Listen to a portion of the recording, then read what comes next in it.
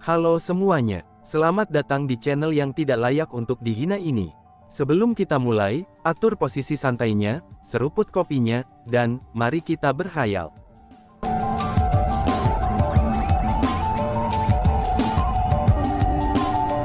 Melanjutkan cerita sebelumnya. Oh, apakah kamu bisa mendapatkan pemahaman bela diri? Kenapa aku tidak bisa melakukannya? Apakah kamu menyiratkan bahwa aku lebih rendah darimu? Seperti yang kulihat, kamu telah memutuskan untuk menipu dirimu sendiri hanya untuk melindungi bocah itu. Song Bokyu mendengus jijik, dan terus mempertahankan klaimnya bahwa ia tidak dapat memahami kekuatan harta karun itu. Song Bokyu, tepatnya apa yang ingin kamu capai di sini?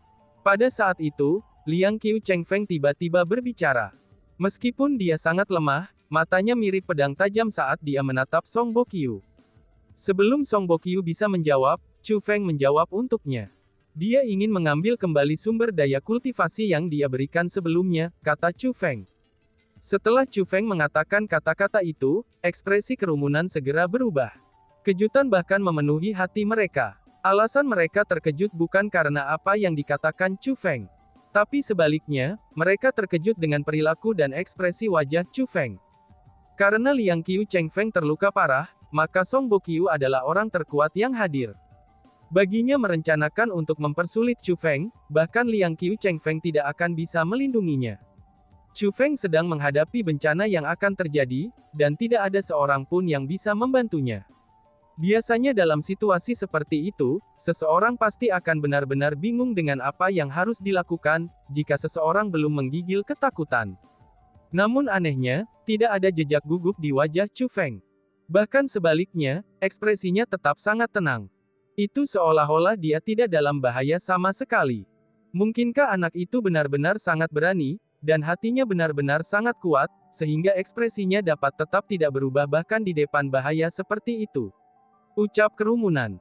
Hahaha, tepat pada saat itu, ledakan tawa liar tiba-tiba terdengar. Itu adalah Song Bokyu. Song Bokyu menghadap ke langit dan tertawa dengan cara yang sangat barbar. Dia hanya menengadah ke seluruh dunia. Tiba-tiba saja Song Bokyu berhenti tertawa, dan mengalihkan pandangannya ke arah Chu Feng dan berkata, "Karena kamu sudah tahu apa yang aku inginkan, mengapa kamu repot-repot bertanya? Orang tua ini tidak ingin menggertak anak muda. Jadi sebaiknya, kamu tidak memaksakan tanganku ini. Cepat serahkan mereka dengan sumarela," kata Song Bokyu. "Kamu tidak ingin menggertak yang muda ya? Dalam hal ini, lalu apa yang kamu lakukan sekarang ini?" Kepala klan Chu surgawi menyeret tubuhnya yang lemah, dan berdiri di depan Chu Feng ketika bertanya. Meskipun dia sangat lemah pada saat itu, tapi dia tidak bisa membiarkan Chu Feng menghadapi tekanan seperti itu sendiri. Meskipun dia tahu bahwa tindakannya akan mirip dengan belalang yang mencoba menghentikan kereta, tapi dia masih perlu untuk melindungi Chu Feng. "Kamu tidak mampu menghentikanku." Melihat kepala klan Chu Heavenly Clan, Song Bokyu tertawa jijik. Dia sama sekali tidak menempatkan kepala klan Chu surgawi di matanya sama sekali. "Song Bokyu, orang tua ini akan menyarankan agar kamu berpikir dengan hati-hati sebelum bertindak. Jika kamu benar-benar melakukan sesuatu yang merugikan kepala klan Chu surgawi dan teman muda Chu Feng hari ini, orang tua ini pasti tidak akan membiarkanmu pergi dengan selamat," kata Liang Qiu Chengfeng. "Tuan Liang Qiu Chengfeng, jika kamu tidak terluka, secara alami aku tidak akan berani melakukan apapun. Namun, bagaimana mungkin saat ini kamu melakukan sesuatu padaku? Bahkan aku, Song Bokyu, sudah secara alami mempertimbangkan faktanya, bahwa kamu akan membalas dendam kepadaku di masa depan jika aku melakukan ini. Namun karena aku berani melakukannya, itu bisa berarti hanya ada satu hal. Yaitu, aku, Song Bokyu, tidak takut padamu," balas Song Bokyu. Setelah Song Bokyu selesai mengucapkan kata-kata itu, ia dengan sengaja tersenyum.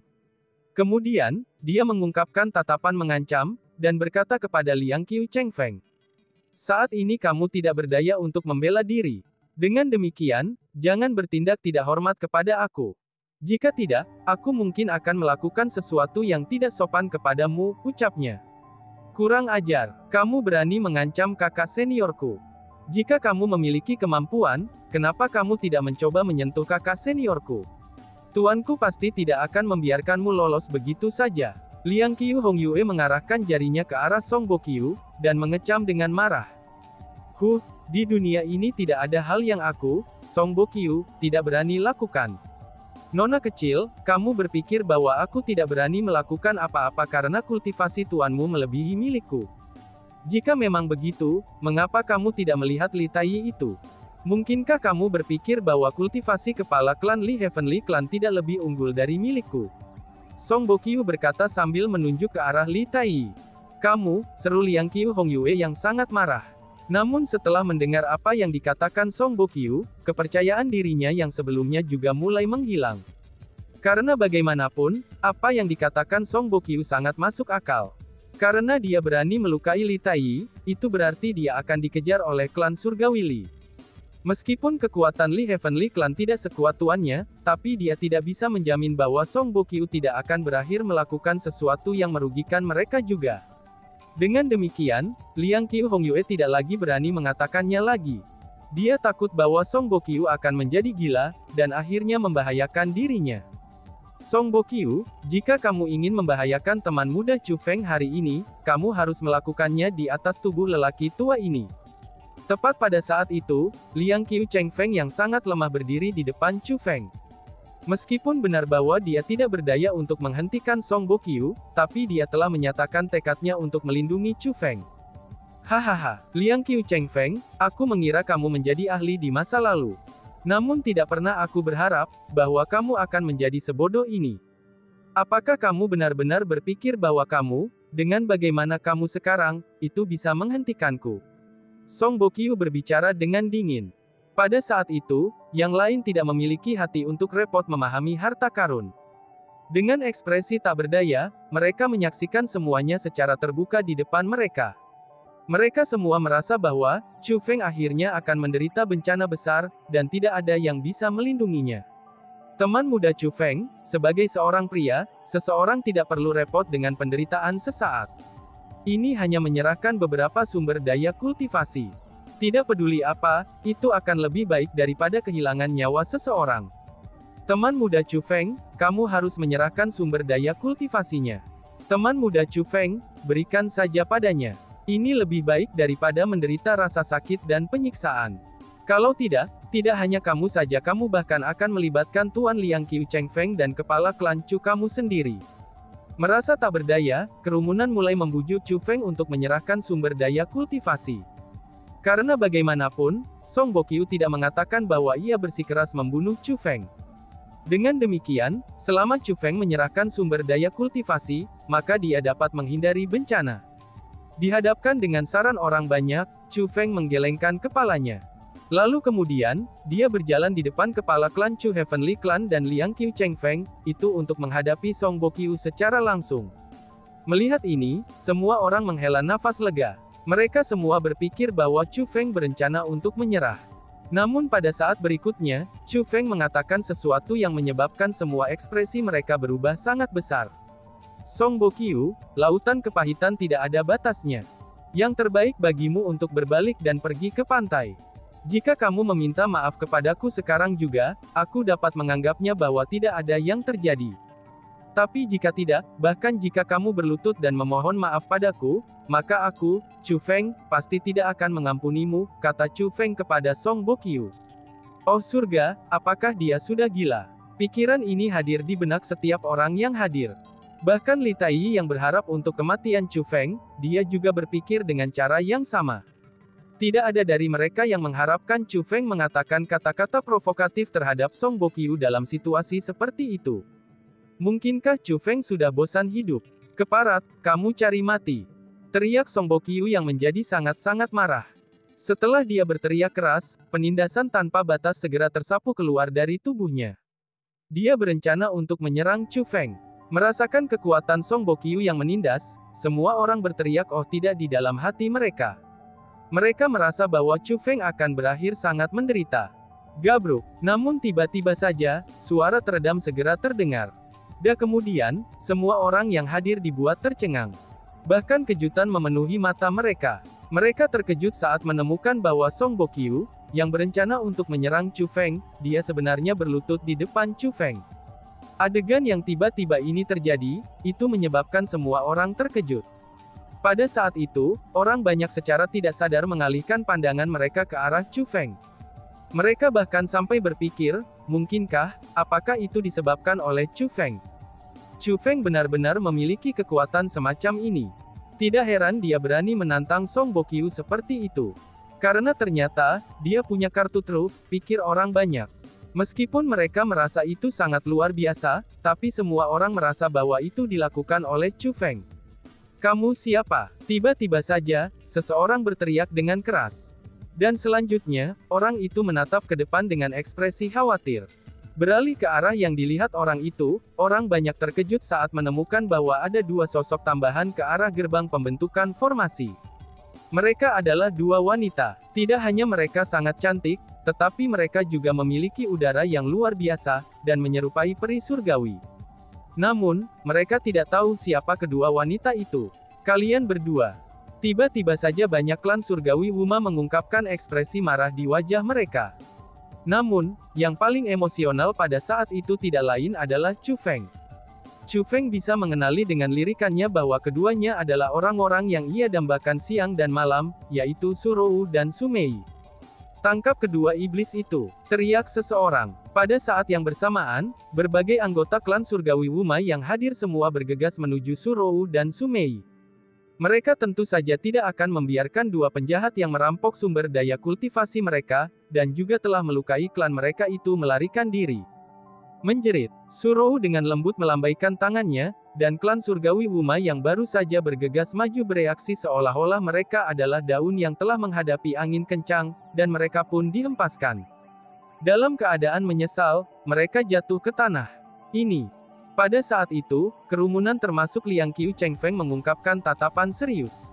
Alasan untuk itu adalah, karena di antara klan surgawi Wuma yang dihempaskan, mereka adalah ahli terkuat dari klan surgawi Wuma, yaitu kepala klan mereka. Kepala klan Wuma Heavenly Clan adalah peringkat 5 yang maha tinggi. Namun, wanita itu berhasil mengusirnya dengan lambaian lengannya. Perbedaan kekuatan ini bukanlah sesuatu yang bisa dipandang remeh. Yang paling penting adalah, Liang Qiu Cheng Feng bisa mengatakan bahwa kedua wanita itu adalah orang-orang dari generasi muda. Dua orang dari generasi muda dalam 100 tahun itu benar-benar memiliki kekuatan luar biasa. "Kamu siapa?" Tiba-tiba saja teriakan marah terdengar dari Song Bokyu. Song Bokyu masih berlutut di tanah, dan dia tidak mampu berdiri. Namun dia bisa menoleh, dan menatap kedua orang di belakangnya dengan ekspresi marah di wajahnya.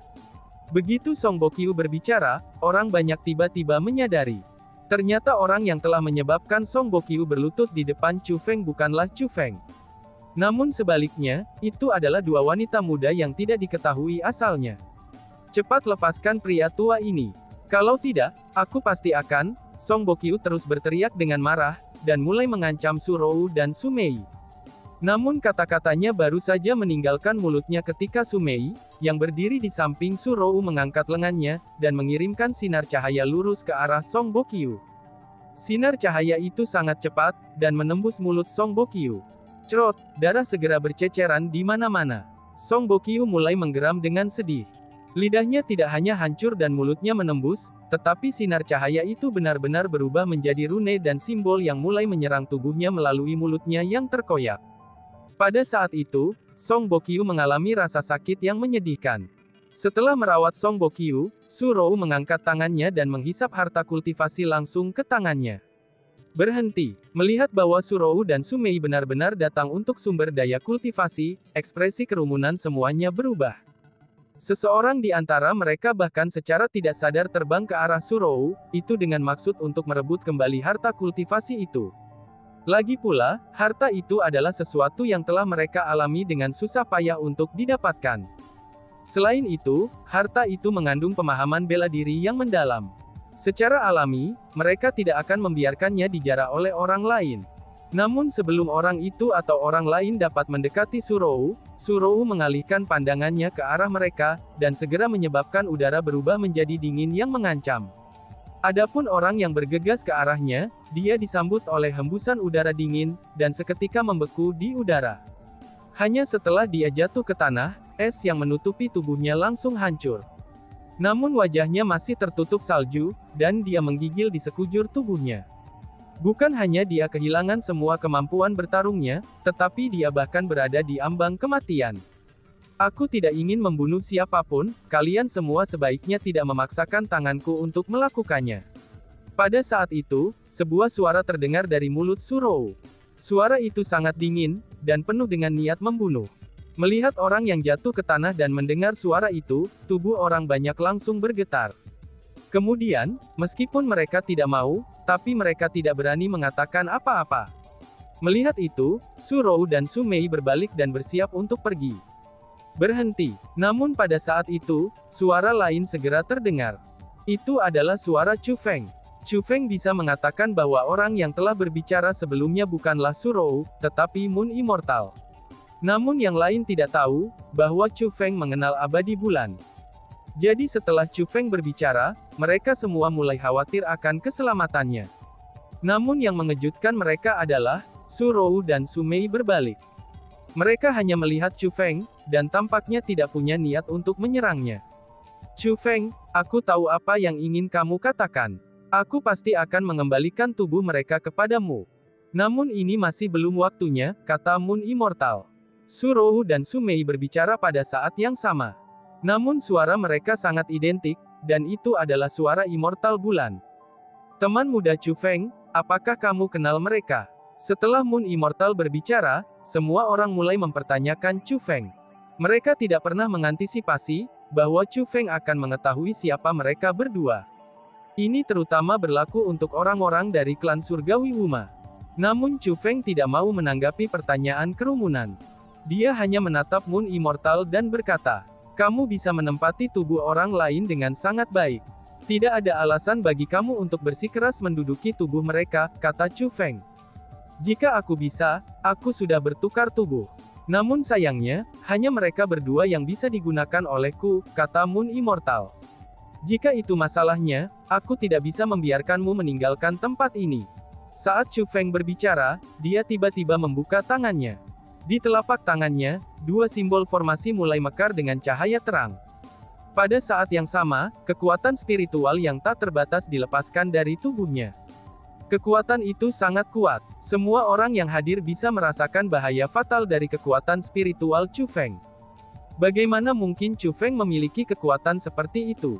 Seru kerumunan. Pada saat itu, kebingungan memenuhi wajah orang banyak. Namun mereka juga terkejut. Meskipun mereka tidak tahu di mana Chu Feng memperoleh kekuatan yang luar biasa itu, tapi mereka mengerti bahwa, karena Chu Feng memiliki kekuatan itu, dia pasti dapat merebut kembali harta kultivasi dari dua iblis wanita itu. Dia benar-benar dapat menyelesaikannya, ucap Cheng Feng. Dibandingkan dengan kebingungan yang lain, Liang Qiu Cheng Feng memiliki ekspresi gembira. Dia tahu bahwa Chu Feng telah berhasil mendapatkan kekuatan formasi besar itu. Namun dia juga tahu, bahwa mendapatkan kekuatan formasi besar itu adalah tugas yang sangat sulit. Itulah alasan mengapa dia sangat gembira. Dan, boom! Tiba-tiba saja kekuatan spiritual yang tak terbatas seperti ombak, itu bergegas menuju Surou dan Sumei. Chu Feng tidak repot-repot dengan kata-kata yang berlebihan, dan kemudian langsung menyerang. Dia mencoba memanfaatkan kekuatan formasi besarnya, itu untuk mengambil Surou dan Sumei dari Moon Immortal secara paksa. Namun pada saat Chu Feng menyerang, Surou dan Sumei menggelengkan kepala pada saat yang sama. Kemudian, Surou melambaikan tangannya dengan lembut, dan ledakan keras pun terdengar. Bang! Mengikuti ledakan keras, Chu Feng mundur beberapa langkah. Pada saat yang sama, kekuatan spiritual luar biasa yang dirilis Chu Feng telah bubar dalam sekejap. Oh surga, iblis itu, seru kerumunan. Pada saat itu, ketakutan memenuhi mata semua orang yang hadir. Tidak peduli apa, mereka tidak pernah mengharapkan kekuatan Chu Feng yang mampu melenyapkan setiap orang dari mereka, itu bisa runtuh dengan serangan tunggal dari iblis wanita itu. Kalau begitu, seberapakah kuat dia yang sebenarnya? Dan tiba-tiba saja bersambung. Sekian dan terima kasih banyak. Bye-bye.